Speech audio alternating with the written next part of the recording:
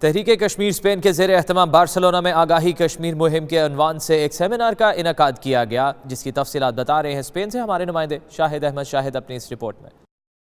تحریک کشمیر اسپین کے زیر اہتمام بارسلونا میں آگاہی کشمیر مہم کے عنوان سے ایک سیمینار کا اہتمام کیا گیا، جس میں تحریک کے UK کے صدر فہیم کیانی خاص طور پر مدعو تھے، جبکہ کشمیر کے لیے کام کرنے والی تنظیمات کے نمائندے اور پاکستانی اور کشمیری کمیونٹی کی سیاسی اور سماجی شخصیات شریک تھیں۔ مقررین کا کہنا تھا کہ انسانی حقوق کی عالمی تنظیموں کو کشمیر میں ہونے والی انسانی حقوق کی خلاف ورزیوں کا نوٹس لینا چاہیے۔ ہم دنیا کو بتانا چاہتے ہیں کہ کشمیری اپنے پیدائشی اور جائز حق کے خود ارادیت کے سوا کسی چیز پر کمپرومائز نہیں کریں گے۔ یونائیٹڈ نیشن کے ہیومن رائٹس کمیشن کی حالیہ رپورٹ نے بھارت کے گھنونے چہرے کو بے نقاب کر دیا ہے۔ بھارت نے انکوائری کمیشن کو مقبوضہ وادی میں داخلے سے روک دیا تھا۔ مقررین کا کہنا تھا کہ عالمی دنیا کو کشمیریوں کے ساتھ کیے گئے وعدوں کو فی الفور پورا کرنا چاہیے۔ عالمی انسانی حقوق کی تنظیموں کو کشمیر میں ہونے والے انسانی حقوق کی جو خلاف ورزیاں ہو رہی ہیں ان کو نوٹس لانا چاہیے۔ بھارت کی فوج کشمیر میں شکست کھا چکی ہے اور کشمیری اپنے پیدائشی جائز حق و ارادیت کے سوا کسی چیز کے اوپر کمپرومائز نہیں کریں گے۔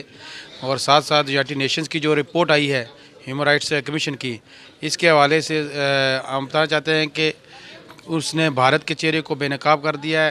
سنا ہے بہت سستا ہے خون وہاں کا، ایک بستی جسے لوگ کشمیر کہتے ہیں، اشک تھمتا نہیں جب نام کشمیر لب پہ آتا نہیں۔ آج کا یہ پروگرام آگاہی کشمیر کے حوالے سے ایک بہت اچھی کاوش تھی۔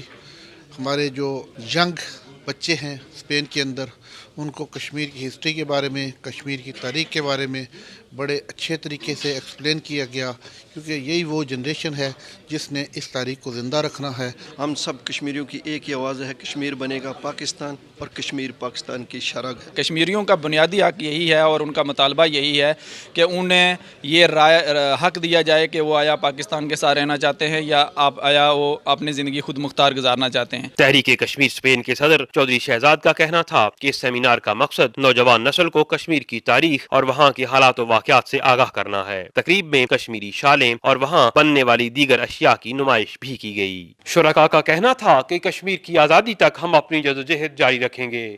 کیمرہ ٹیم کے ساتھ شاہد احمد شاہد، 92 نیوز، بارسلونا، اسپین۔